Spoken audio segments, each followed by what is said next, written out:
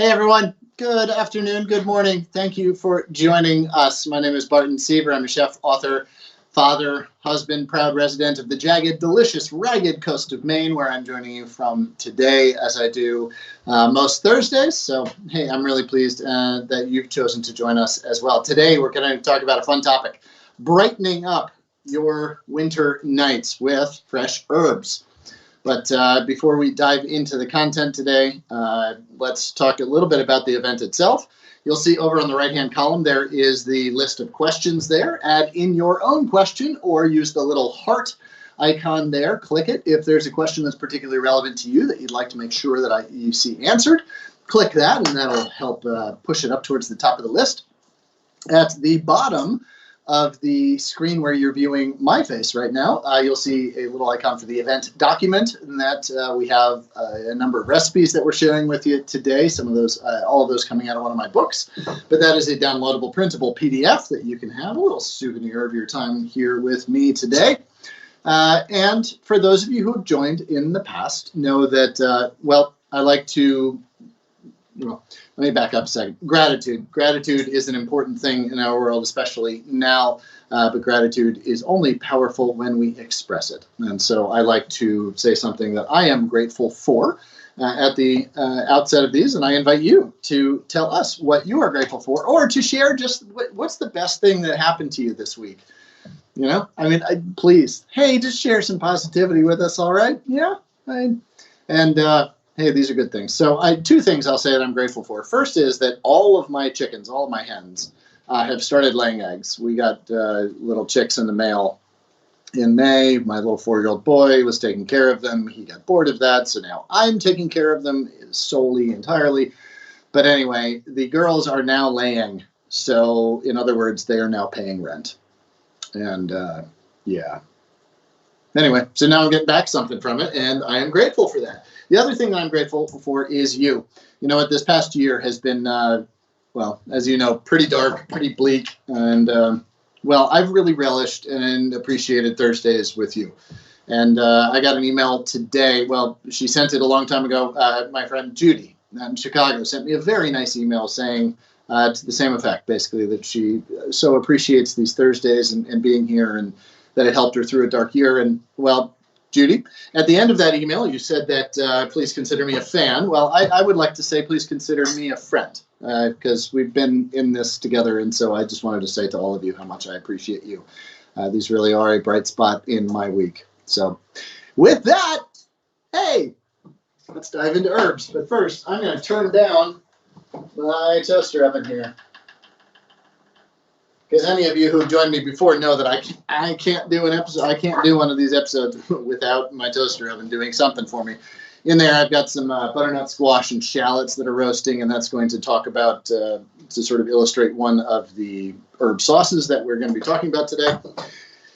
And I'll also ask your forgiveness as we start off. I'm a bit discombobulated because I was on daycare duty until about half an hour ago. So 4-year-old and a 6-month-old, it makes planning and getting your mental space, well, a little bit harder.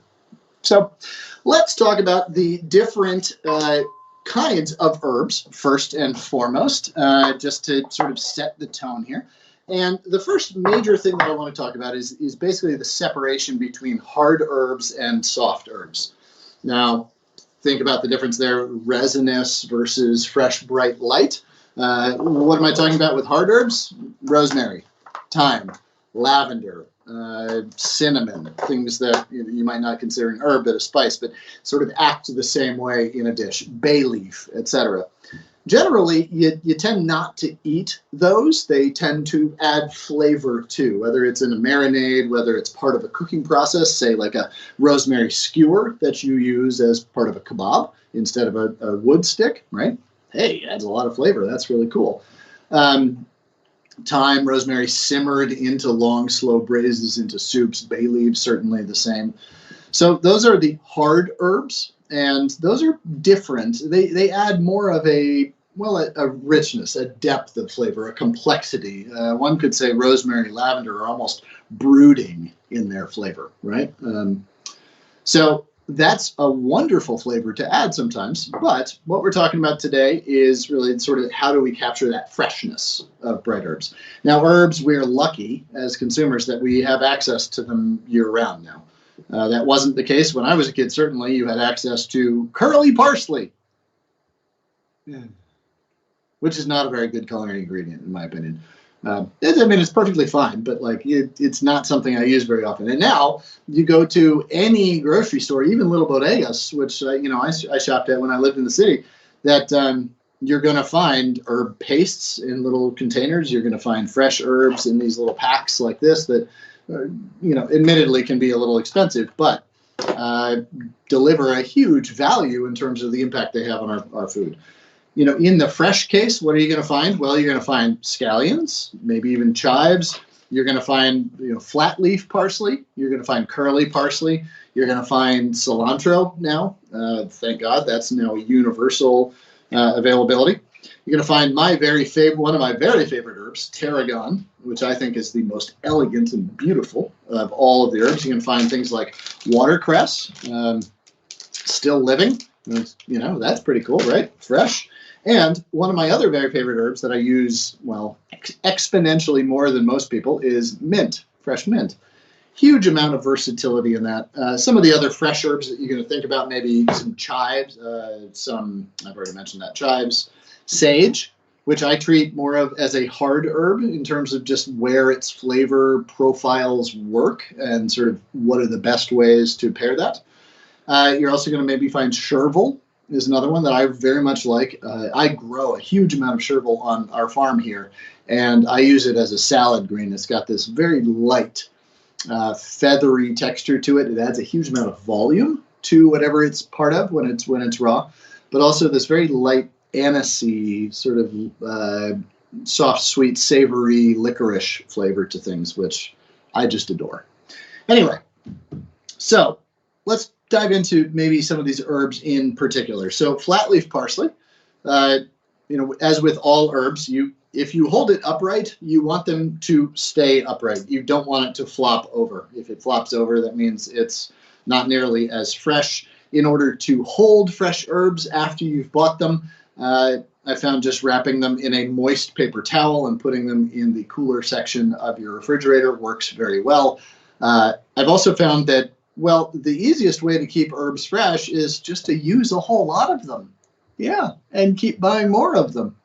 Right? Makes sense. And by the way, herbs are very good for you. They're very healthy and nutritious. So don't just think about parsley as, boom, confetti on top of a plate, right? I mean, think of it as an ingredient, not just a component of, but add it to your salads. If you need only half a bunch, as I used here for the green goddess that I'm going to make, green goddess dressing, for those of you not familiar with it. I'm not just inventing deities over here. What am I going to do with this other half if I'm not going to eat it for dinner tonight and in normal times when I would just go shopping again tomorrow? Well, I'd throw that into our green salad. Just chop it up, right? And herb stems, another thing. Don't waste those. Those are very good, and a lot of recipes do call for just the leaves to be picked off. I get that. I call for that in some recipes where you don't want the distraction, maybe, of the different texture. Listen to this. Yeah, I mean, they snap. There's a word for this. Substantial. Hey, there you go. I found the word in my head. They're substantial enough that they can distract in their texture, but if you're adding them into a salad, well, actually, that can be quite a nice thing. Those little pops, these snaps, these crunches. Is it necessarily elegant? Are you going to see it at a very fine dining restaurant? No, you're not. But I'm pretty much anti-food waste, and I like using them, and they taste good, so use them up. Or throw them into your stocks, your soups, etc. Give them time to cook down, braise them into dishes like sauteed zucchini with garlic and anchovies that braises down for about 20 minutes or so. These will soften down and add a huge amount of flavor as well as a lot of nutrition. So parsley, this is the Italian flat leaf variety versus the curly parsley that I mentioned. Curly parsley, I found, is more typically used in Mediterranean cuisines. It's typically the parsley that's in tabbouleh, In that application, it's fantastic. It's wonderful. The huge flavor. It is soaring aromatic flavor. I mean, I can smell parsley at my neighbor's house in the winter with a wood fire going. I mean, it's a huge, huge aroma and flavor. And sometimes you want that, but other times you want the parsley to not take the lead role in things, because even though you might treat it as an ingredient, it still needs to play nicely. So parsley plays nicely with just about everything, including other herbs. So parsley and thyme, parsley rosemary, parsley lavender, parsley cinnamon, great. Parsley cilantro, parsley mint, parsley tarragon, great. This is the all-purpose herb. So there you go. Cilantro, right? I love me some cilantro. I love me some cilantro a lot. There's a number of different kinds of cilantro, and you'll find that if you buy cilantro regularly, you will come across cilantro that seems just very different to you than maybe the last time you used it. And I grow cilantro here on the farm as well, and there's a number of different varietals. I can't remember the names off the top of my head, nor is it something that necessarily you could request at the normal grocery store. You get what you get. Is it all good? Absolutely. Is some of it way more aromatic, slightly bitter with thicker stem? Yes. Is some of it going to be these much more frilly, lacy, soft, wilty leaves that have a lot more flavor to them than aroma, that leave a lot more of that sort of depth of flavor on your tongue? Yes. So it's worth sort of investigating your herb before you use it. And the same goes with parsley, with basil, with other things. If it's a really mature herb, it will eat differently. It will have a different texture than if it's a soft baby herb, right? So before you just go diving into the recipe, not thinking about the actual ingredients in your hand, I mean, even the recipes that I've given you today as part of that event document, you know what? Those were made in a time and a place with the recipes, with the ingredients that were at hand. So just always pay attention to the ingredients in front of you. Is that lemon soft? Is it sweet? Is it super sour? Does it taste almost salty? Is it thin-skinned with no bitterness? Is it super juicy? Well, all of those factors will impact your recipe extensively, right? So just pay attention to your ingredients. The recipe is not king, ingredients are. All right, so cilantro, again, pairs well with a number of different cuisines. I used a ton of it and ate a huge amount of it when I was living in North Africa. I lived in Morocco for a while, in Senegal. Cilantro was very prevalent, especially in North African cuisine. It's very prevalent in Southeast Asian cuisine, as well as in South American and Latin American cuisines, of course. So Chinese cuisine also. Cilantro is, it's even called Chinese parsley. So if you think about a flavor profile that cilantro wouldn't work for, desserts, it's kind of all I can come up with. It's really another all-purpose herb. It has a little bit more potency and a little bit more flavor, a little more presence than does parsley. But, and then there's the whole thing that there's some people in the population that just don't like cilantro. It tastes like soap to them. And I believe that is a genetic thing, that you have some marker in you that just makes it taste not very good. And so when people tell you, oh, I hate cilantro, believe them, because it's probably legit and they experience it different than you do. All right, so tarragon, soft, sweet, as I said earlier, elegant to the fullest degree. It's just this beautiful herb. The stems of tarragon are not very good. They're very woody. They don't really break down. They're great in stocks, added into soups, but then retrieved out like a bay leaf before you eat. But so the leaves should be peeled first, excuse me, off the stem. In order to do that, it's much like thyme. Grab the growth end of the stem, right about where it thickens up to where you can get a good grip on it. Take a couple of fingers, and then working against the growth of the leaves, so this would be the top of the plant, the bottom of the plant, just peel back. And you get this perfectly clean little stem, and you get the herb leaves in your hand.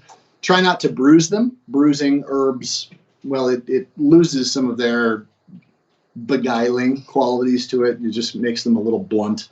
So So there's tarragon. Tarragon does not play well with everything. Like tarragon and basil can tend to clash a little bit. Just those flavors aren't quite suited to each other. But tarragon can be used both in marinades, simmered into things, as I said, with stock soups, but also used in vinaigrettes, etc. Great little salad green. Add in some of that, just tossed into your salad. It's fantastic. Watercress. Watercress it's a great little green. It calls itself a nutrient-dense superfood. Okay, cool. I think it's tasty. It's a peppery green, much like arugula in that way, but it's got a very soft texture to it, almost like lamb's ears. It does very well in salads. However, it also sautés nicely if it's a little bit bigger. It's one of the principal ingredients in like oysters Rockefeller or a green goddess salad. So it's both an herb and a salad green. Mint, as I was talking about earlier, I don't like peppermint. I don't like pineapple mint or apple mint or any of the other designer mints. I'm not sure why we need them. They're not really, they're no better than this. In fact, I think many of them have some sort of flaw to them or lesser characteristic. I won't say flaw. Nature doesn't have flaws. Lesser characteristics to them. Just regular old mojito mint, Kentucky kernel mint, whatever it's called, but just the regular stuff. It's meant to be a play-along ingredient. Peppermint, spearmint, pineapple mint, they tend to be loners. They stand out and above on top of a dish. They don't really integrate in. So this, and any of you who grow mint know that the only way to control mint in your yard is to eat it, always and regularly. Put it in your smoothies, put it in your drinks, put it in your iced tea, your lemonade, put it in your stir fries, put it in everything. It's the only way to control it. So there's mint. Scallions, green onions, act both as an onion. You can start a dish with it, but also saute it in before when you add your aromatics like garlic, ginger. But it can also be used as a fresh herb, great in salads. And what I really like about this is that it adds wonderful texture. That slight sweet crunch and bite, but also that back palate spiciness that gets you right here. And it really adds a balancing dimension to dishes that it's in. So there are the soft herbs. Thyme, rosemary, basically act the same, but I consider those roasting spices. You want to add those two things that you're going to cook.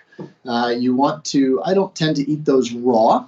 But rather their oils are really released and become their most beautiful selves when toasted lightly or heated in some way. So there's other herbs to talk about. There's basil, which I'm not going to talk about now because you can't really get good basil in the winter. It really just is a summertime thing to me. Yes, the hydroponic basil is okay, but it's not the stuff that you really want to celebrate. Oregano, as well as another one, marjoram, savory. Those are great fresh herbs, but I don't tend to use them in the same ways. So we're not going to talk about those here today, but please know that I'm not just forgetting those. So I want to talk about the couple of things that I am going to cook, and I'm going to talk here for another maybe 5-10 minutes or so. And then I know we've got a number of questions here. So I'm going to make a green goddess dressing, which is a very classic American cuisine, continental cuisine dish. And I'm going to make a little bit differently. I'm going to talk about a chermula, which is a spice and herb mixture along with chilies. And then I'm going to talk about infusions. So how do we use all of these? Well, you know what? I make big batches of all sauces, and then I just throw them on everything for the next couple of days. Why? Because they're super easy to make. They get better over time until they fall off a cliff and they're no longer good.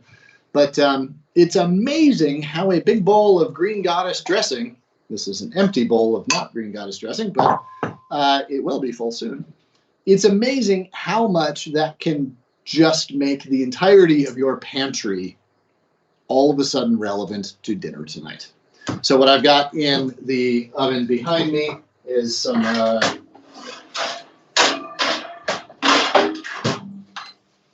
So I just got some butternut squash and shallots I diced up and just peeled the butternut squash. threw the whole thing in, roasted it at about 400 degrees. A nice hot tray. Those shallots have caramelized up, and they've gotten nice and sweet. That super aromaticness of the butternut squash is just beautiful right now. So that simple, but it's not a meal yet. It's not a dish yet until you add something to pull it all together. And a green goddess is a great thing to do that with. So in that event document, you've got the green goddess recipe there. And I've already started this off because nobody wants to see me blend something on TV, right? It's just 300 horsepower motor over there. So I've got 1 2-ounce can of anchovies with their oil in here. I've got a half bunch of parsley, 1 bunch of tarragon, the leaves picked. Let's see, what else did I put in there? Some lemon juice. Wow, I've already forgotten what I did just 10 minutes ago. Anyway, so add that, puree that down until it doesn't need to be super, super soft and textureless. But what this represents is sort of one of the classes of herb sauce, which is a puree. So a pureed herb sauce would be like a pesto, for which there are 3 recipes, which we'll talk through. But this is a puree, so where you blend down the herbs with some sort of lubricant, whether it's oil or water, citrus juice, vinegar, whatever it is, until it's a puree. Now, at this point, it could just be used as is. A little que potente, a little bit potent, but what this gets mixed with is, in the recipe there, I provided you mayonnaise or aioli if you're making it your own, which I also recommend. But if you want to add some health punch to this, take out a little bit of the fat from it. One of the other things that I would use instead of mayonnaise, and I use this in a lot of my recipes, is Greek yogurt, right? This is actually labne, Labne. This is basically Greek yogurt that's been strained 1 step further. And, well, what the maker says of this is thick and hearty, creamy yogurt spread, tangy like yogurt, but spreads like cream cheese, right? Hey, that's pretty cool. So it sits up. It's beautiful. It sort of has that sour cream tanginess to it. And I'll use that in place of the mayonnaise. And so add about a cup of that, half cup. So there's your puree. Now, the other purees that you might make, as I said, the pesto, and those are going to be nut-based sauces. Now, I'm not a fan of putting cheese in my pestos. And here's why. You don't need to. You just don't need to. Is it tasty? Well, damn yes, it's tasty. Of course it's tasty. You put Parmesan in it. Like, what was ever made worse by putting Parmesan in it? I mean, from a taste perspective, right? Nothing. Not even dessert. I mean, bowl of Honey Nut Cheerios with Parmesan in it. Could be pretty tasty. Anyway, so with that, you have an herb puree, and it's thickened or sort of bound by nuts. And what I've got, those 3 recipes, so an arugula pesto, you've got a parsley pesto, and a kelp pesto. Basically, if you have the nut and if you have the herb, it's probably going to go together well. Like a cilantro pecan is going to go together very well. And for purees, what I like to do is I add the garlic first. Why? Because garlic is a powerful antioxidant. And when you puree that with the oil, what you create is this antioxidant oil into which you add the herbs. You puree the herbs till they're nice and soft, until it's a thin puree. And then you add toasted nuts. Now, you want the nuts to be cool because you don't want to heat the herb at all, because you don't want to change its flavor. So at that point, you're just kind of pulsing it in whatever machine you're using until it just barely comes together into this spoonable sort of nappe dish. So those are the pestos. Again, you don't need to add cheese. I do like to add garlic. You have to make sure that your garlic is going to be very fresh. Old garlic just is going to ruin anything it touches, really. So if you're using garlic out of the jar in your fridge, I would urge you to move towards fresh garlic, peel your own. Yes, it takes more time, but it's exponentially better. All right, so here is that green goddess. I know I'm bouncing around a little bit, but sort of all of these puree herb sauces are sort of similar. Now, what you get here is this lightly colored, nice puree. It's deeply flavored, that tarragon, anchovy, parsley, all blending together in beautiful ways. And then, as I was saying, you've got this, whoop, that was hot. That was very hot. You got these caramelized shallots underneath. Now, you saw how stressful it was to cook this. I mean, that was just kind of happening behind me, right? This is a great dish to do. These are these little honey nut, butternut squash that I grow here on the farm. Shallots over top. You have this beautiful dish, right? A little bit of that green goddess. And this is a very chefy presentation for you right here. Watch this. Wow. Look at that fancy, huh? And then, this makes it, as I said, sort of a full meal. I mean, you've added some great nutrition. You've added the Greek yogurt. You've added protein. I have the anchovies in there. You've added all the nutrition of the greens. Throw in some almonds, right? Just some. I would have toasted these had I thought about it, but I didn't. And hey, I've still got some of that parsley, and I mentioned that you should just put it into your salads, right? There you go. There's your green goddess, roasted butternut squash and shallot salad. If you've got some pomegranate sitting around at home, a little bit of that on top. Woo! Oh, and guess what? You still got this big bowl of green goddess. Carrot sticks, crudités, raw vegetables. Just mix it with some nuts and use it as a salad dressing. Use it as your coleslaw dressing. I mean, etc. It is an incredible thing, and all bound together by that fresh herby, that elegance of the tarragon. So there you go. I'm going to give that to my wife. And she is going to be very happy with me. Okay, so I know I'm going over a little bit on this. The other things I want to talk about are chopped herb sauces. So chopped herb sauces, think about gremolata. Think about where you take your parsley, your cilantro, whatever it is you're using, and you chop it very finely. You're not pureeing it, but you're chopping it and then mixing it with things. So chimichurri from South America, Argentina. You've got gremolata, which is lemon zest, garlic, and parsley and olive oil mixed together, typically used in Milanese cuisine in Italy. You've got chermula from North Africa, which is cilantro, mint, parsley mixed with toasted spices of smoked paprika, cumin, coriander, tossed together with olive oil and lemon juice. I mean, just this incredible, beautiful flavors that come out. So any chopped herb sauce is like, hey, is it going to taste good? Yes, it's going to taste good. If the herbs taste good together, there you go. So what are the keys to a chopped herb sauce? Good ingredients and treating your ingredients properly. So I want to talk about chopping herbs now. So here is your bunch of parsley, right? It's already organized for you. So keep it organized. Just keep it organized. I like to wash my greens, my herbs when they come in the house so that I know that I can just pull it out from the fridge and use it. These have already been washed. They're already in a rubber band or in one of these twist ties, so they're already organized for me. And why is organization important? Well, because every time you push a knife through this, you are bruising, you are destroying, you are cutting, right? And you are releasing some of its inner beauty. So you want to do only as much as is necessary to get the herb to the point where you need it to be. So when I'm cutting herbs, organization is key. And I will bunch them all together, and I'll pull this back here so you can see. I'll bunch them all together and using a nice sharp knife, rock straight through. And what you're doing is you're creating that first cut all the way across.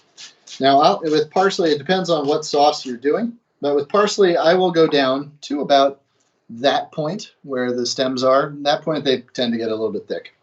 So if you've got a couple of leaves that fell off, as I did there, go through.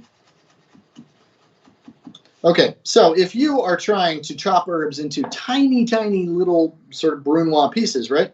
Now, you've already gone this way because the leaves are, you think about a parsley leaf, so you've gone this way, right? So now you've got these long, sort of thin strips. What do you want to do? You now want to cut those thin strips this way, right? So instead of moving the pile, what's easier to move and keep it organized? Me. You, right? Watch this. Look at that. Culinary magic.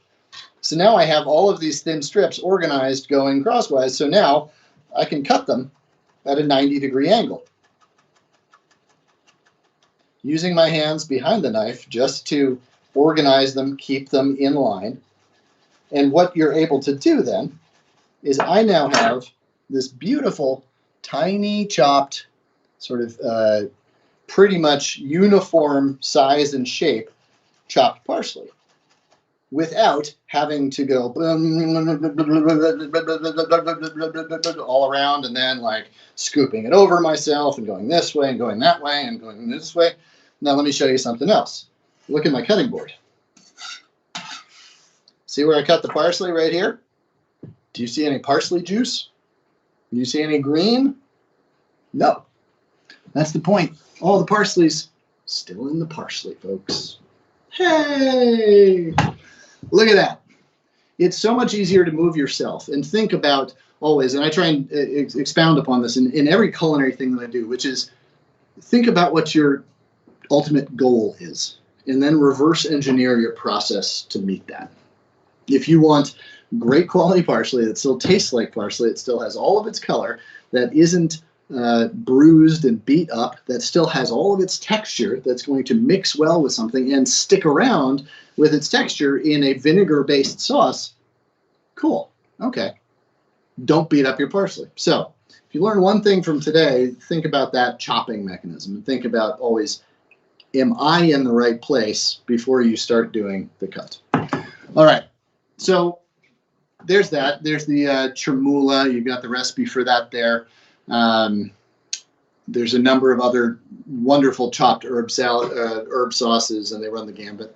And we can talk about anything you want. The other two that I want to talk about here, and I know I'm going a little long, is infusions. So fresh herb sauces don't necessarily have to feature the herb, right? They can just feature the herb's ebullient personality. And for infusions, oftentimes you actually do want to bruise your herb. So with this one, and any infusion basically is going to work. And I'll give you a list of them, and you can write them down. But the purpose here is just to infuse the liquid or the oil, and then to use that liquid or oil, and you pretty much discard the herb. So this is mint, and I love to infuse sherry vinegar with mint. All it's going to take is a couple of hours to overnight, but what you want to do is take your fresh mint, back of the knife,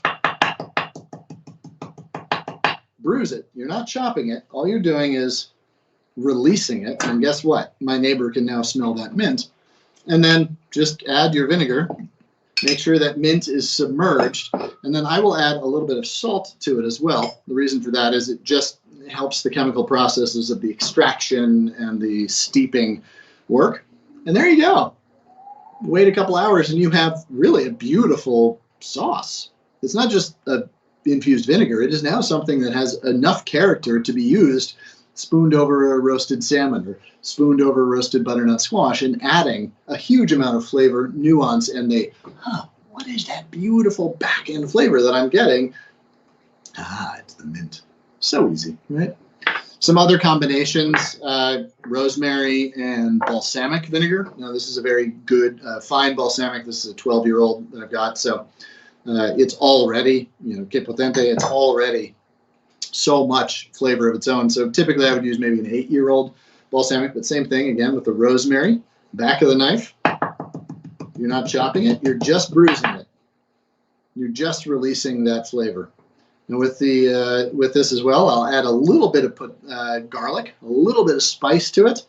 And with this, you don't want to add a whole lot of surface area because that's going to, rob you of more of that balsamic. And you only want just a hint of garlic. So broadside of the knife, just barely crunch it till the point where you can smell it, but it's not spicy. It's not like fighting back garlic.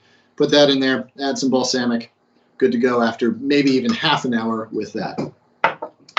And other things that you can add as well, orange zest, lemon zest, etc. So if you're doing an oil infused, start off with a good oil, because you're not going to make a bad oil better. You're only going to add flavors in hoping to mask a bad oil, right? And not a bad oil, but not a canola oil, which I've got no problem with canola oil, but it's not a compelling culinary ingredient as an ingredient right on the plate itself, right?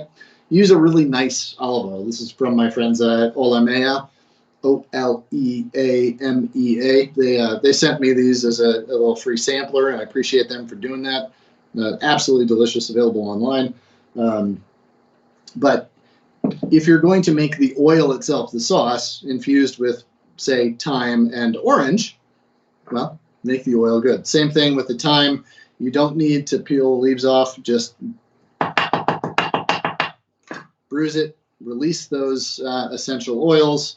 With the orange zest is really all you need. You can just use a microplane, as I do, or you can, if you're peeling an orange to feed to your kids or something like that, yeah, just throw it all in there. It's fine. Yes, a little bit of bitterness from the pith is okay. So orange zest, and then you just top it all off with the oil. Let that sit for up to a day or so before straining off. Afterwards, it will get a little bit bitter. But that in and of itself is your right fresh herb sauce. All right, so I've talked a little more than I expected to, but a lot to cover. So let's dive into the questions. Thank you very much for your attentions thus far. And we have a very popular question, 12 likes on how do you keep fresh herbs for longer periods of time? How do you freeze herbs to be cooking later? And where can I find a listing of herbs and spices and what foods they pair well with?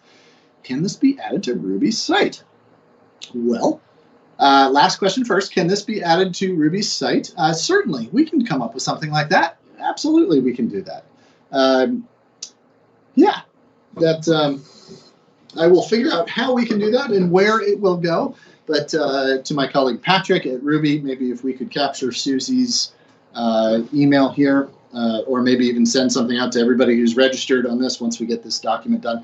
But an herb sort of character sheet, we can certainly do that. How do we keep fresh herbs longer for a period of time?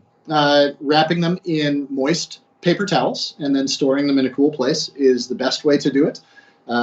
However, as I mentioned earlier, I also just use fresh herbs so much that I can keep them fresh. Now, that is a pre/post-pandemic recommendation because we're not shopping every day, nor do I think we should be right now. I buy fresh herbs really as I need them. I also live on a farm and I farm them. I live in Maine. We don't have access to growing season for them some of the year, but if you can grow them on your windowsill, please do. That's the best way to keep them fresh, is to have them alive, right? And it adds wonderful greenery and happiness and joy and fresh air to your house. So it's a good thing. It's worth investing in growing your own herbs. But the paper towel, cool area is a good way to do it. If you are going to freeze them, I like to blanch them first. I think that just dropping them into boiling water for 10 seconds, maybe not even, is enough to just kind of set their color, set their flavor, and then you sort of squeeze them dry gently, pat them dry on a towel, and then puree them with oil. I found that oil is the best way because the oil is going to absorb some of the essential oils from the herbs itself that would otherwise kind of be lost or age out in the freezer. The other thing is then, and use a good oil. Canola, vegetable oil is fine. I would use an olive oil though. Typically, just if you're going to be adding them in at this point, you're not going to be sauteing them. So you're going to be using them as a finishing ingredient. So having a good oil is key. And in terms of how long those will last, a couple of weeks, couple of months maybe. But a key to that is freezing them in portions that you can use. Don't freeze a 1-pound block of pureed parsley because that is now useless to you, or you have to get a cleaver to carve some off. Just don't do that. Freeze them in an ice cube tray that you can dedicate to this purpose. And then you have little blocks, which you can put into a double seal plastic baggie or something and just pull out one at a time. It's the best way to do it. But also, I would also recommend the herb pastes that are now widely available. Those are really good products. They are not as beautiful as pristine fresh herbs just right off the plant.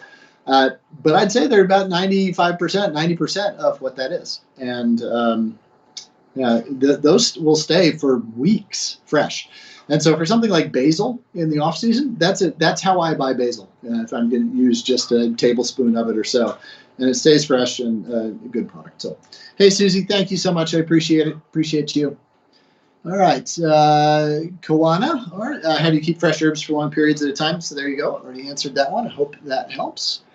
What are some hardy, easy herbs to grow indoors? From Kevin. Hey, Kevin, I appreciate you. Thanks for the question. Certainly rosemary, thyme are good to grow indoors. They're very low maintenance. They're also, you only need so little of them when you tend to cook, and so you can actually save a huge amount of money instead of, paying $3.50 or whatever this one was for the thyme. I only need 2 thyme sprigs, right? Most of the time. So yeah, having a thyme plant, a rosemary plant, sage bush, something like that inside. Hey, they're all beautiful plants. They look nice, but they're economically, it's a good thing. Cilantro, parsley, yes, they can certainly be grown indoors, but the volume that I go through of them, I just buy those. Those are fine. Plus, they also last. Even if you do your shopping once a week, they'll last. Scallions, the same thing, they'll last. Mint is another good one to grow indoors. You don't need often a lot of mint to have the impact that you're looking for. So having just access to be able to pick off a few sprigs is perfect. It's a wonderful thing to have. Plus, mint can take over an entire yard, so it's a good thing to keep in a pot. And one thing that I found is keeping herbs next to your dinner table or wherever you eat is a good idea. Here's why. Because at the end of dinner, you have water left over in your water glass. So on your way to the dish sink, pick your water and dump it in your herbs. There you go. Just make that party, that's how you dump out your water at the end of your meal. Guess what? You won't ever forget to water your plants. There you go. The only reason that people fail at growing herbs indoors is they either just live in a cubicle with no light or they forget to water them. So just put them on your dinner table. They smell good and they look good, right? So there you go. Kevin, I hope that helps, man. Thanks for joining us. All right, from Sterling. Hi, friend. Oh, sorry, Edwin, above you there. What herbs and spices would you recommend for growing in a small house garden? What is the best way to grow them? All right, well, I covered a lot of that. Outside, I would recommend cilantro, parsley, chervil. Tarragon is another good one. Tarragon is a perennial in most places. So you're going to be able to cultivate a large bush. Depends on where you're living, Edwin. If I would recommend growing rosemary or thyme outside.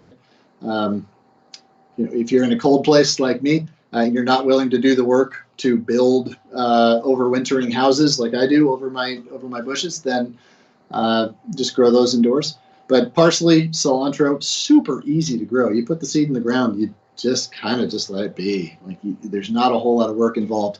And you want to succession plant, meaning I'm going to plant some today, and then a week and a half or 2 weeks later, I'm going to plant another round of seeds, so that you're not, because a parsley plant will overgrow to the point where the parsley isn't really as good to eat as it was. You want to have that succession where you're eating new plants throughout the season. And once you've cut one plant, hey, replant that area, etc. So you have a small amount of land in your garden that you're using to grow a lot of crop. Now, the thing about growing fresh herbs, though, is that they do bolt, meaning they will go to flower, at which point they radically alter their flavor and oftentimes texture. So if you are going to plant them, don't put yourself through the frustration of then not enjoying them. Just use them. Just use them up. And if you have too much cilantro and parsley and mint growing, well, too bad. Make a giant salad of it with some thin-shaved shallots, add some lime juice to it, and throw it on top of whatever roasted vegetable you've got in front of you, maybe with some shaved chili peppers, and woo! You're a hero, because that's just the most delicious thing you'll make all week. And you didn't do anything but combine ingredients. And it's silly how good that is. Mint, cilantro, parsley, lime juice, maybe a little fish sauce, and some chili flakes or fresh chilies. There you go. Hey, Edwin, I hope that helps. And yeah. All right, from Sterling. Perhaps you can mention which herbs are the best ones to freeze versus dry. I grow herbs each year in my garden. Want to save some for use over the winter. Sterling, I would say that, well, the soft herbs are the best to keep. The hard herbs, thyme, rosemary, lavender, those are best to dry.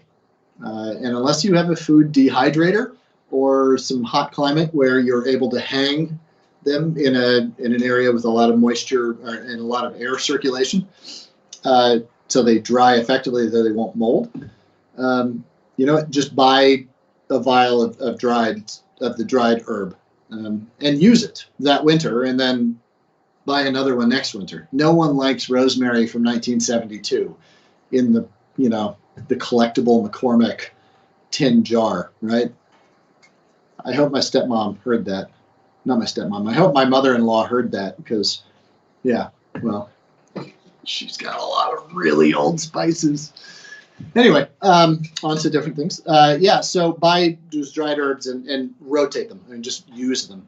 Soft herbs, parsley, cilantro, basil, mint, those can be frozen pretty well, as I mentioned. But, also, Sterling, honestly, the quality that you're going to get of buying them at the store throughout the wintertime is better than what you're going to get out of the freezer. Those little paste tubes that you can make or buy are really good as well. So from a quality standpoint, I recommend that. From a pride and desire to use your own product, which I certainly appreciate, because I live on a farm, I grow our own food. I hate to see anything go to waste ever. I certainly understand that the pride in one's own effort makes whatever dish that ingredient goes into all the more delicious. So anyway, I hope that helps. All right, cheers, Sterling. Thanks for your question. All right, from Sarah. Also, I'm in Minnesota, but I want to grow herbs indoors. Is there an apparatus to purchase to help, and what grows well indoors? So there are a number of little tools. I don't know the names of them or specifically any brands, but there are a number of companies that sell little grow kits. And oftentimes these are for lettuce. Whether they're hydroponic, meaning you're growing growing medium as water, or if it's soil. I tend to like soil better. The quality of just the culinary quality of soil grown products better than hydroponic. I think they're more themselves. They have more flavor, although hydroponic is perfectly great products. I think a simple Google on that one would serve you better than any specific answer I could give. And look through the comments specifically. Search for something that's to grow herbs, but also you want to look for something with some quantity. There's a lot of little boutique things that are made for growing microgreens. Well, that's great, because microgreens are micro in 4 days or 6 days, and you snip them and you put a little bit on your salads. That's fine. But man, when I want cilantro, girl. I mean, I want cilantro. Give me some cilantro. I don't want like 15 individual pieces of micro cilantro. I want a bunch of it. I mean, you're not going to make a pesto out of microgreens. So find something that is going to enable you to grow quantity. But also just don't be afraid to cut it. And here's the other thing, is that when people grow herbs, they get so invested in the plant that they forget that their purpose of the plant was to be used as an ingredient. Cut the damn plant. Cut it. It's going to grow back. It's fine. It's good. You grew it so that you had cilantro to eat, not cilantro to look at, right? Cut the cilantro. There you go. Hey, Sarah, I hope that helps. Thanks for joining us from Minnesota. I hope that you are warm, well, safe, loved, delicious, all of the wonderful things in life, as I hope for all of you. All right, from Sandy, what herbs do you grow in your own home? So I will pull in our tarragon over the winter. I will dig that up. This year, though, I have made a glass encasement for it out on the farm in the winter. I also have it next to the chicken coop. So there's a building that reflects a little bit of heat to it. So I'm able to keep that. I'm in a zone 5, 5B up here in Maine. So it gets pretty cold. We're going to be in the negatives tomorrow. Anyway, yay! Yay! Keeping the kids indoors for an entire day. What could be better than that? Yes. So yeah, we'll pull in some of the herbs. Rosemary, I just buy new rosemary bushes every year, pretty much, if I can't save them. And I grow a couple of different kinds of rosemary: the barbecue rosemary, the skewer rosemary that just has these big long stalks. But indoors, I will pull in some mint. I will pull in some thyme. And generally, just because I use so much mint and because it really bothers me to spend money on thyme, because it's a plant that's entirely hard to kill, other than very cold temperatures. So I'll pull that in a pot. I leave it even in the mudroom where we have, and the mudroom will stay 35 degrees, 40 degrees much of the winter, and that will endure and you can use it. So anyway, I hope that helps, Sandy. I wish you well. Thanks for joining us.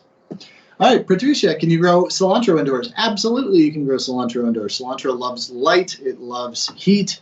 So in my house, I would put it right in front. We've got a couple of different kinds of heaters here, but it does like moisture as well. So keep it watered very well. And so that little tip or trick that I offered earlier, put them on your dinner table or put them near your dinner table so that every night at the end of your dinner, you just dunk your water glass, whatever's remaining, right into there. There you go. And that way they will continue to serve you well. All right, friend. Thank you. Appreciate you joining, Patricia. From Kathleen, can you suggest a good oil-free or low-oil sauce? Absolutely. So vinegars. What makes sauces good is the fact that they bind all flavors together. They add some really cohesive sort of translation through which all of the different ingredients on the plate come into full focus, into fluency. Fat does that really, really well. So if you're looking for an oil-free sauce, the other thing that sauces do are they add potency. They add a counterpoint. They add a focal point. And the best way to do that is through acid. And so basically you have fat sauces and you have acid sauces, the way I look at it. Sometimes you meet in the middle and you have vinaigrettes, which are fatty acid sauces, right? But there's ways to add those flavors, sort of all those functions through the acid. So infused vinegars, as I've got here. So this is the mint infused sherry vinegar, just that bruised fresh mint, a little bit of sherry vinegar. There you go. An hour, 2 hours, you have this incredible flavor. Can it be tamed by oil? Yes. It can also be tamed by nuts. So if you were to toast and then add in slivered almonds, like I've got here, and just chop them up really finely, so that they become more of a binder or sort of a piccata, almost like a chopped sauce, rather than necessarily these vinegar-soaked almonds. That's not really what you want, but you kind of want to add a binder to it, right? That is going to add some richness. It's going to add the piquancy of the spike of that vinegar, which enhances other flavors. It's going to add all the breadth and sort of beauty of the aroma of that mint flavor. And then it's also going to add the texture of the almonds, but also the richness of them and the toasty nuttiness of them. So infused vinegars is a really great way to go. Infused citrus juice with lots of chopped herbs. So even if you're not doing an infused, you can just take a whole lot of parsley, chop it up really finely using the technique I used over here. So you get a uniform chop on it. And then putting it in there, so you're dealing with maybe 5 parts parsley, 1 part vinegar. So you're basically moistening the parsley with the vinegar. Maybe add in 1 clove of garlic on a microplane so that you end up in this basically herb paste. And in that way, you're going to get some spread. You're going to get another thing that you want from the sauce, which is some coverage, right? some ubiquity, uniformity of the flavors in the dish across all of the bites you take from it over the course of eating it. And in that way, you get the satisfaction of looking at it and saying, hey, there's my sauce. Woohoo! Right? I mean, just an infused vinegar, you drizzle it on. Does it taste good? Absolutely. Can you see it? No, you can't. No. Having that parsley puree or that chopped parsley paste with the vinegar, you put it on there and you get all that visual satisfaction, that incredible response that we get to looking at it and seeing that fresh, bright, clean, crisp flavors. And that's going to brighten our mood and our approach to the whole dish. So, hey, I hope that helps. Cheers. All right. From Judith. Hi, friend. Well, somehow I got all the way down there. Okay. I skipped a bunch of them. So, Judith, I'm going to answer your question, then I'll come back up to the top. Dislike heavy gloppy sauce and a perfect piece of fish. I agree with you. Could you suggest a light citrus herb sauce? 1. And then 2, once the virus is over, would you ever consider hosting a small group series, farm to sea table classes in Maine? Yeah, awesome.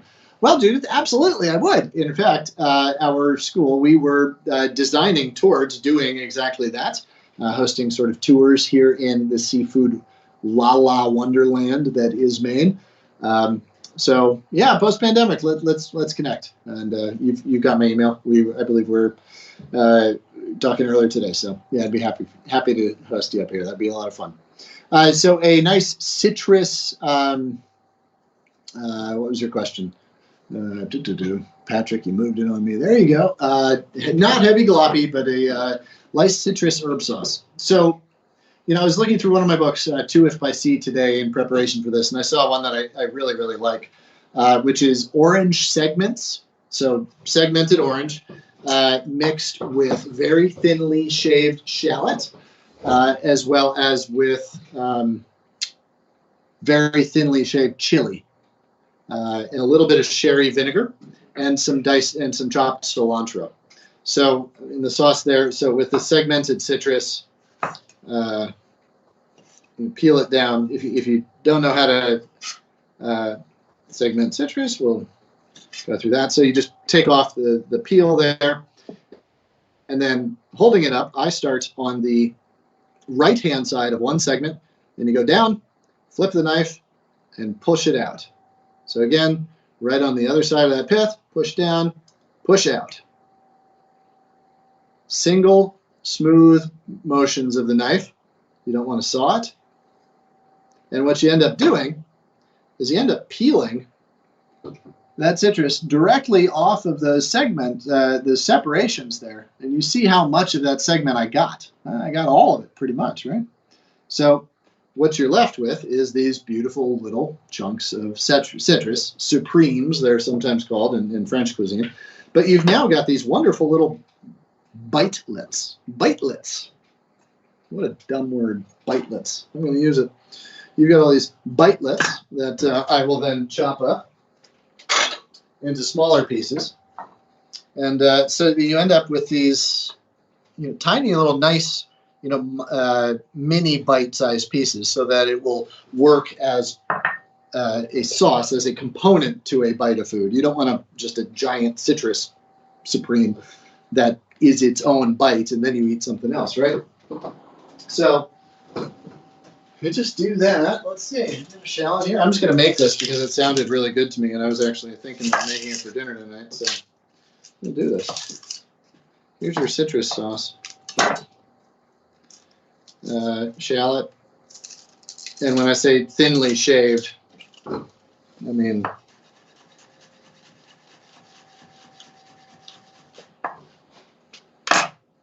so just very, very thin, paper thin little segments of that.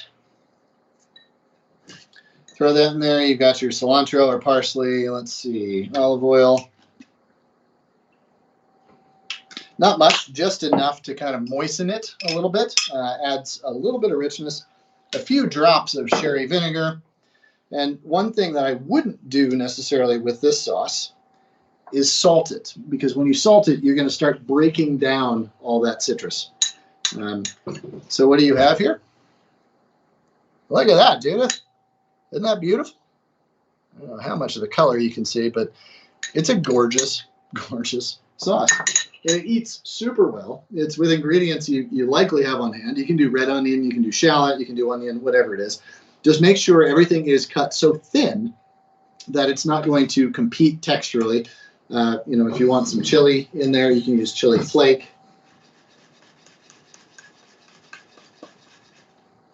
Or just some very, very thin. I'm very pleased with my knife skills today, I gotta say. Meaning I haven't cut myself. That's what I mean. But just a little bit of Fresno chili in there. And I mean, that is a delicious, delicious sauce. It's also just delicious. It's really good. I just ate it as it was. They make a nice side dish. A whole salad with like some grapefruit segments and oranges. Anyway, I hope that becomes a go-to sauce for you because it's really tasty. So, easy done. All right, Judith. Hey, thanks so much. Appreciate you. All right, from Janice. Jan. Hello, friend. Can you suggest an easy to make whole foods plant-based mild sauce to go with steamed tofu? Well, here you go. This citrus sauce I just made is really great because it has this sweet, sour component to it. It also has the crunchiness of the shallot or the onion, as well as the soaring aroma and slight spice piquancy of the chili, which to tofu I think is key, that it has these counterpoints to the sort of the silk and the richness of it, and quite honestly, the ubiquity of the flavor of it. It doesn't really stand out, right? So you need to find ways to augment its flavor. Chili, acid will do that. So this sauce, citrus, shallot, maybe some cilantro, parsley, whatever fresh herb you have on hand. Basil would be fantastic in this. Some chili flake. And what that's going to add is not only texture, but also counterpoint in terms of flavors. There you go. For that, I would also make sure you do add some salt over top. I mentioned that I wouldn't salt the sauce itself, because it doesn't really need it so much, but also because the salt would break down the citrus to a point. But the tofu definitely does need a little seasoning. Hey, Jan, I hope that helps. Enjoy. Cheers. Hey, Sharon. Nice to have you back, friend. What's the best way to freeze delicate mild herbs like basil, mint, and tarragon? Thanks so much. Great. So as discussed before, blanching them in a little bit of boiling water, squeezing them dry, cooling them down, squeezing them dry, patting them dry, and then pureeing them with some oil is the best way to go. For things like tarragon, where you don't need a whole lot of it, mint, the same thing. If you're using it as a puree herb to finish, say, a sauteed zucchini or sauteed roasted butternut squash, you don't necessarily want an entire ice cube of tarragon or an entire ice cube of mint. So mix it with some parsley. Parsley is sort of broad enough in its flavor and its presence that it will still be a mint puree, a tarragon puree, but it will have enough body added to it from the parsley in terms of volume in order to, A, help keep it green, but also sort of maximize the efficiency of the process. So, hey, I hope that helps. Cheers. Thanks for joining. All right, from Sarah, used to love pestos of all sorts, but always mix them with olive oil. With the forks over knives approach to no oil, very little. Is there a very good substitute? Thanks. You love these courses. Well, thank you very much. Appreciate you, Sarah. Nuts is a great way. You're adding the fat, but you're adding it through the whole nut approach. Adding water is fine, just to get the puree going.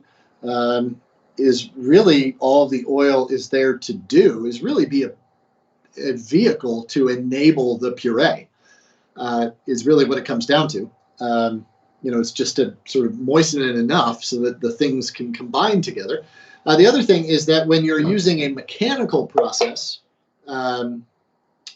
as such, like in a Vitamix, in a blender, in a Ninja blender, in a Roboku, whatever it is you're using, you have to reach a certain volume of solid herb to liquid or lubricant of the oil or water, just to make the machine work, just by the way it's designed, right? That might not be to your recipe. So a mortar and pestle, there you go.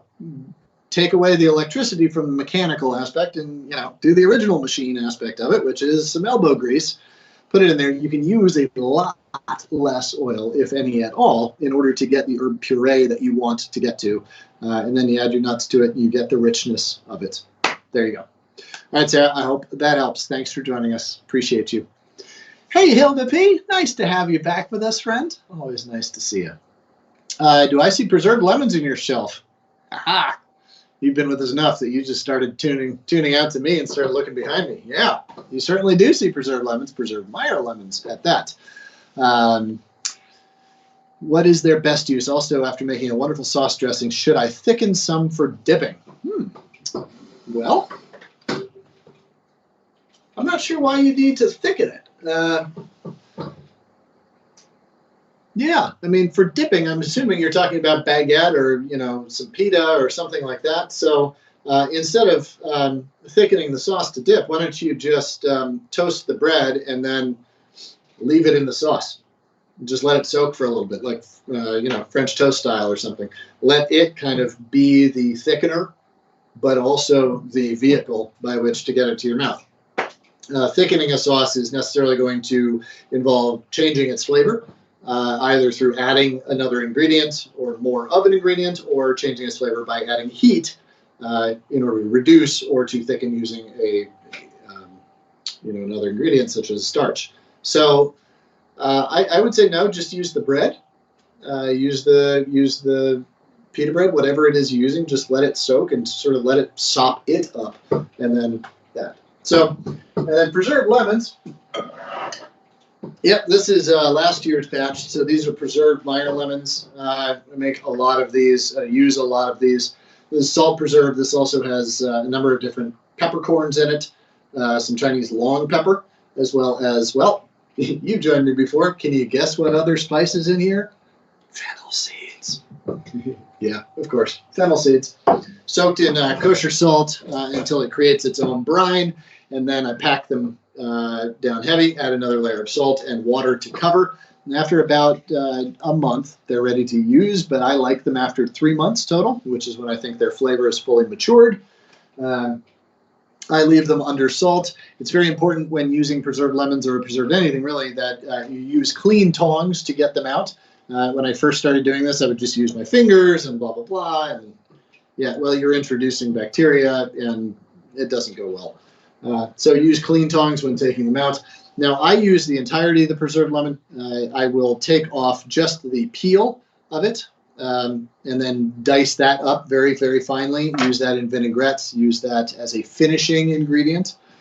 I will slice them thickly and use them as a starting ingredient. So in the beginning of a tomato sauce, a spiced tomato sauce for a fish stew, etc., or add very thinly shaved julienne slices of them to finish a dish of steamed mussels, or simply just mix it with olive oil and toss it on as a sauce as is, possibly with some parsley. So there you go with that. With the inside of it, which is that gets super salty, but it's also still sour, I will use that. I'll throw some of that into a stock. If I've got it around, I will cook it, I'll add it at the very end of cooking beans. As the sort of the salinity agent there. A number of different uses for it. It's hard to use as is raw because it is super saturated. From a chemistry standpoint, it is a super saturation of salt and kind of tough on the palate. So, but it can also be blended in. Just puree it up with some oil, make it part of a marinade, etc. Do not add salt, but there you go. Cheers. Hey, nice to see you. Thanks for checking out the pantry. Curious to what else you see back there and what other questions you have. And now I'm going to get all self-conscious about what's behind me. Thanks, Hilda. Boy. Nothing embarrassing. Cool. All right. Substitutes for anchovies. Laura. Hi, Laura. For that, you really don't need the anchovies. The anchovies add the depth of umami, the richness there. So you could add soy sauce. You could add, any of the other sort of umami bombs. Some dried and soaked shiitake mushrooms, I think would be a good substitute for the mushrooms in the herb sauce there. I mean, that's a whole course in terms of understanding umami and all of its effects. That deep, rich, meaty flavor that we seek, that we love so much in anchovies, in mushrooms, in steak, in soy sauce, etc. So either of those ingredients would be fine, and a whole host of others. Hey, thanks, Laura. I appreciate you. From Louise, what do you suggest for a substitute for the anchovies and the green goddess? Okay. Okay, we have just gone through. Oh, Patrick, you organized all of this for me. Thank you. Those are all the anchovies. I hope that answers your question. But also, if you don't want to substitute for them, you can just leave them out and make a delicious herby Greek mayonnaise or an herby aioli for them. And that's going to be absolutely delicious. And yeah, no less goddess worthy than with anchovies. Hope that helps, folks. Appreciate you. Hey, Hilda, again, do always use lovage. A friend of mine in Bulgaria tells me it's common there as parsley. Yes. You know, I don't use much lovage. I have it growing out there. I have it as part of a mixture of companion plants from my orchard. So I've got it out there. I use it in beans. Somewhat I use it like in celery, like savory. Lovage goes really well with celery. So maybe a vinaigrette with lovage for celery would be really good. But other than that, I don't have a whole lot of sort of active participation with lovage. But, you know, I'll look into that. Hey, thanks, Hilda. Appreciate you. From Kelly, since I am not plant-based, would you have any recommendations to modify some of your sauce to make them whole food plant-based, no oil, salt, added sugar? Absolutely. So the oil, I discussed that a little bit earlier. How do you take that out of pestos per se? So you can do that just with liquid. For that citrus sauce that I just made, leave out the oil, and you have an absolutely delicious sauce. No salt needed, no added sugar, but you still have the sweet-sour balance that is so inherent to that. Lovely with the crunch and spice of the shallot and the chili flake. In most cases, you can remove the oil by adding liquid to it, and just think about whatever the mechanism is. So I was talking about whether you're using a Vitaprep or a blender versus using a mortar and pestle. So just the mechanism by which you use can also help you reach your desired end goal by omitting the ingredients. So hope that helps. Say thank you so much, Kelly. Appreciate you. From Donna. Okay, well, Donna, yeah, your question about the SOS, no sugar, oil, or salt, pretty much answered there. Citrus, vinegars are really great ones to use, not sparingly. I get that. Avocado adds an incredible amount of richness to things, even when used in very small quantities. Avocado could be used in a pesto to add richness, especially to one that really requires it, to me, like the kelp walnut pesto. That I shared a recipe for there. That oil could be substituted with just a couple tablespoons of avocado, because kelp really does need that richness to carry its flavor through. Oh yeah, and kelp, getting back to the substitution for anchovies, kelp would be a good substitution for that, or even just a teaspoon or so of dulse flakes, rehydrated in a little bit of warm water, left to steep for a little while. That would be a good substitute as well. You're going to have the flecks of the deep orange or the dark red, the dark green, but hey, it's going to look beautiful, just different. So, all right, folks, I hope that helps. Liquid aminos for fish sauce. Yes, I can. Yes, that would be a good substitute there in terms of providing that umami richness there. And the anchovies in those dressings, they really puree down almost to liquid form. So, by substituting in a pure liquid like the liquid aminos, you would not be altering the texture so much to the point where you'd have to make any other amendments. So, all right, where are the recipes? Hi, Elizabeth. If you look directly under the screen where you're viewing me, right next to my the photo of me where it says Chef and Educator, over on the right-hand side, you'll see Event Document. Grab it there, and you can download it and see it there. Thanks. All right, folks, I am up at about time, so we have a lot of questions to go. Oh, my gosh, a popular event today. Thank you for this. I'm not going to get to all of them today. but I do have to get back to daycare. So I'll answer a few more. But before I do that, I also want to mention upcoming events. So Thursday, February 11th, we are doing a new kind of event, and it's the Cookbook Club, right? So I'm an author of many cookbooks, and I appreciate those else who have written them. And so we're going to be inviting maybe once a month or so a good friend, colleague, or an admired person of mine to join us. And I am going to be cooking a dish from one of their cookbooks alongside them. They're going to critique me, make fun of me, whatever. However the event goes. But the first up joining me is my dear friend and much admired colleague, Domenica Marchetti. She writes incredible books, and this one from 2013 is hers, The Glorious Vegetables of Italy. So 2 p.m. Eastern, 11 a.m. Pacific on Thursday, February 11th. Join me and Domenica, and we're going to be talking about The Glorious Vegetables of Italy. You can get the book anywhere books are sold, online or in person. So check that out. I'd love to have you back for that. Also, follow me on Instagram. And I hope you join us for all these Thursday events. So let's take a couple more questions, and then I'll say goodbye.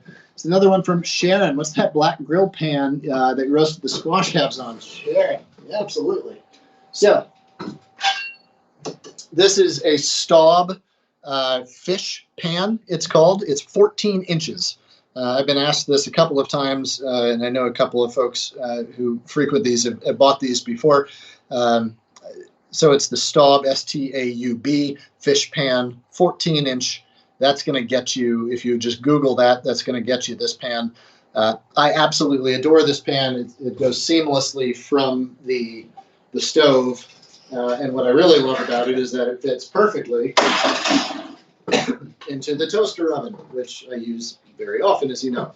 So and I use it for everything, vegetables, fish, etc. So there you go. It's not cheap. I will say there are some other options out there, but you will give this to somebody as your part of your inheritance. I mean, these pans last forever, and they are worth their cost. All right, from Terry. Great topic, thank you. The added freezer tips are of great interest. Any suggestions for light dill sauce for fish? Hey, yes, we didn't mention dill at all. Dill is a wonderful herb, and especially great for seafood, as represented by so many northern European cuisines. Dill and lime are perfect together. Dill, lime, butter are a great mix. Dill, lime, sour cream, dill, lime, cream cheese, dill, lime, Greek yogurt, dill, lime, and a light fruity olive oil or a buttery olive oil. Not a spicy back palate Tuscan olive oil, right? I mean, those are good, just not for this purpose. Dill likes soft, feathery, light flavors. Much like, think about the way dill is physically, it wants to be with like things in terms of flavors. So yeah, just dill and sour cream together. I mean, it's fantastically good. Just a very small amount of it right on top. One thing that I think dill also needs is a little bit of texture added to it. I don't know what it is, but just a very fine diced shallot mixed with dill really blooms it in ways that is very complementary to it. And this little citrus sauce / salad that I made, so the shallot, chili flake, chilies or chili flake, and segmented oranges, a little bit of olive oil, throw some dill in there, and you would be very, very happy. And anything that doesn't go on the fish it's just good to eat. All right. Chef Seaver, hi, from Chris. We used to love very decadent sea bass served in a rich butter sauce, but it wasn't heart healthy, and we have proof of that. I'm sorry to hear.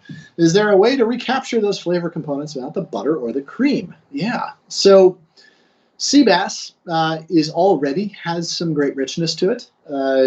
And depending on what kind of sea bass you're talking, whether you're talking about a Mediterranean, like sea bream, a sea bass there, whether you're talking about the East Coast, the black sea bass, or a Pacific, the Chilean sea bass, all three of those eat differently. But for the first two, so instead of a rich butter sauce, try a buttery, soft olive oil. Is going to be really good. Turkish olive oils, I think, are particularly good with sea bass. Light Spanish ones with a slight spice to them, like from an hojiblanca olive, are really good with that. And they don't add the olive flavor so much as they suffuse it with that richness and a levity without necessarily the heavy sort of the overpowering butterness that goes over top. The other thing is to look towards herbs. The dill sauce that I was just talking about, dill and olive oil together, will trick the palate into thinking that you've added this incredible amount of richness. And olive oil, of course, being a heart healthy oil in moderation, then is great. The other thing would be avocado. Mix avocado and dill. I make a wonderful chilled avocado soup, which is avocados, water, dill, and lime juice. And I just make a chilled soup out of. But you could make just a light puree, just enough so you could spoon it over. So it'd almost be the texture of like room temperature butter. That would be fantastic, and would be a great flavor component to meet the sea bass as well. It would be a good match. All right. Last question. I am so sorry to say that I do have to jump off, but I really appreciate all of you joining me. From Steven. In Florida, the winter fresh grouper is popular. Any sauce suggestions? Yeah, well, you know what's another great thing in Florida in the winter? Citrus, right? There you go. I mean, I keep coming back to this sauce because it's so good.